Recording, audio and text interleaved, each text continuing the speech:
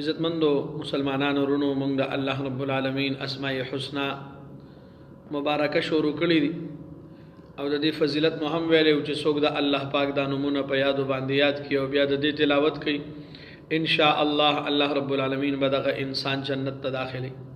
هغه کې مونږ شپږ نمونه ویلو. 20 نمبر نوم په هغه کې السمیع دی.